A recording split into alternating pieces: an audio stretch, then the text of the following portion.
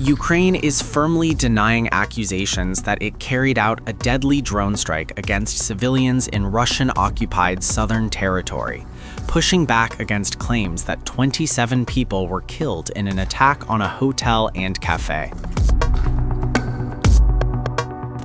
Kyiv says its forces struck only military targets, rejecting Russia's accusation that New Year revelers, including children, were deliberately targeted.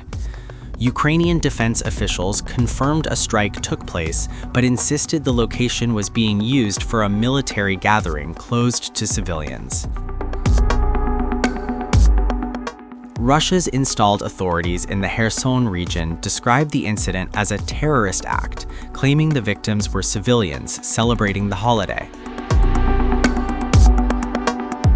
The Kremlin says President Vladimir Putin was personally briefed by Kherson's Russian-appointed governor, Vladimir Saldo. Saldo released images appearing to show the burned interior of a building and what he called fragments of charred bodies, visuals Moscow says prove Ukraine's responsibility. But Ukrainian army spokesman Dmytro Likhov dismissed those claims while speaking to AFP, accusing Russia of disinformation and false statements. He said Ukraine's defense forces strictly follow international humanitarian law and do not target civilians. The disputed strike allegedly occurred in Horly, a Black Sea resort town occupied by Russian forces since early 2022, an area Ukraine says has repeatedly been used for military logistics and troop coordination. Adding to the tension, Ukraine's Foreign Intelligence Service warned that Russia may be preparing a large-scale provocation involving human casualties without offering immediate evidence. The incident follows a separate claim by Moscow that Ukrainian drones targeted President Vladimir Putin's residence in northern Russia, an accusation denied by Kyiv and later rejected by the CIA. These escalating accusations come at a critical moment in the nearly 4-year war, the deadliest conflict on European soil since World War II. In a New Year's Eve address, President Volodymyr Zelensky said a US-brokered peace deal is 90% complete, but admitted the core issue, territory, remains unresolved. As diplomatic efforts struggle forward, the war continues to rage on the ground, with drones, missiles, and rival narratives shaping the battlefield. Because the peace agreement is 90% ready. A crucial 10% still remains, and that's much more significant than just mere numbers. It's within this vital 10% where everything truly lies and is determined. It is unequivocally about this critical 10% that will decisively determine the ultimate fate of enduring peace, the future destiny of Ukraine, and indeed the broader destiny of the entire continent of Europe. How people will live. 10% to save millions of lives. What does Ukraine want? Peace. Yes. At any cost? No. We want the war to end, but not the end of Ukraine. Are we tired? Very much. Does that mean we are ready to surrender? Anyone who thinks so is gravely mistaken. Leave Donbass and everything will be over. That's how deception sounds when translated from Russian. Translated into Ukrainian, English, German, French, or really any language in the world. Does anyone still believe them? Unfortunately, because even now, the truth is too often avoided. They often refer to it as diplomacy, but in reality, it's nothing more than carefully crafted lies, all dressed up in expensive suits. Intentions must become security guarantees and therefore be ratified by the United States Congress, European parliaments, and all partners. A Budapest-style piece of paper will not satisfy Ukraine.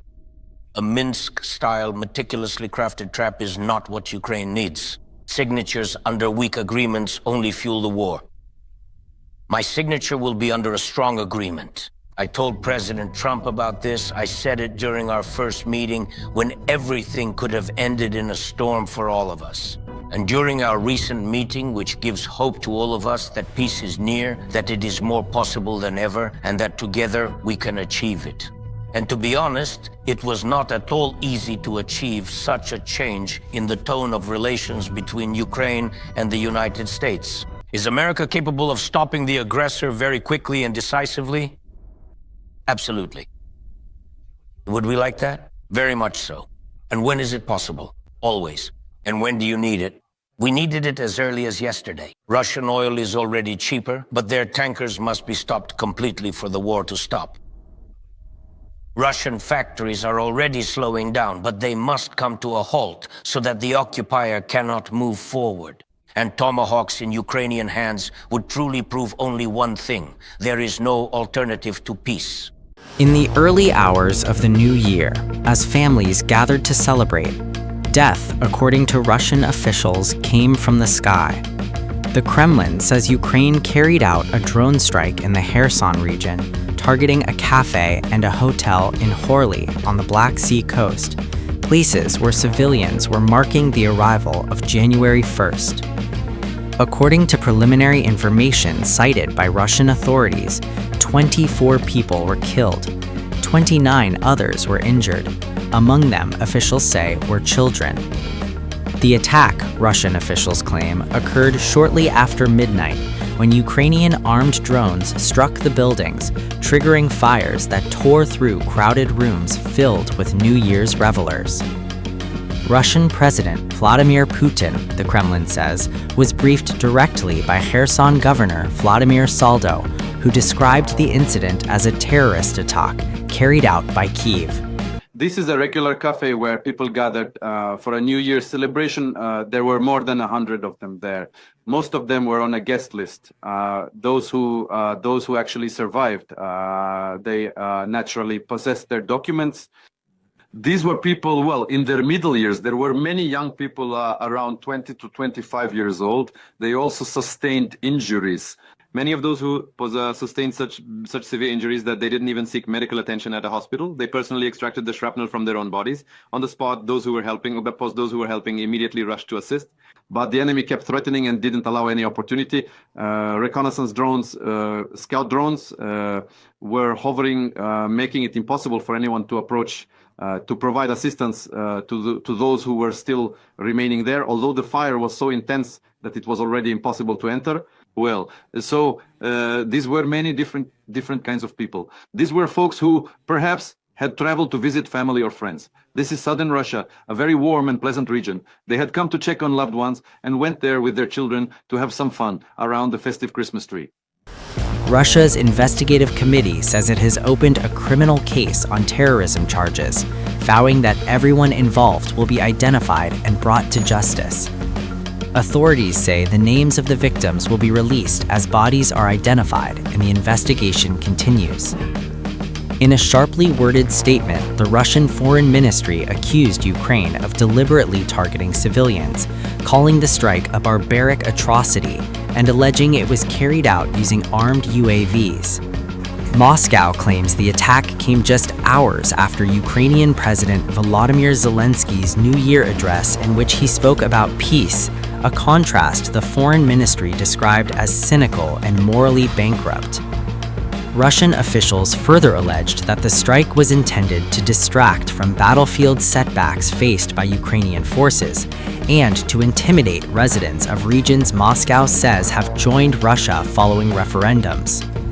The foreign ministry also linked the Kherson incident to what it described as recent Ukrainian drone attempts elsewhere in Russia, including a claimed effort to target a presidential residence in the Novgorod region days earlier, an allegation Kyiv has not publicly addressed. According to Moscow, Russian air defenses intercept Ukrainian drones daily, including about 10 such attacks in a single day, as officials accuse Kyiv of trying to derail any prospects for peace. In its closing message, Russia placed responsibility not only on Ukraine's leadership, but also on Western governments, accusing them of enabling the attack through continued military and financial support. The Foreign Ministry called on international organizations and foreign governments to publicly condemn what it described as a terrorist strike against civilians, warning that silence, in its words, would amount to complicity. As investigations continue, Russian officials say families are mourning, survivors are recovering, and the new year in Horli has been forever marked not by celebration, but by tragedy.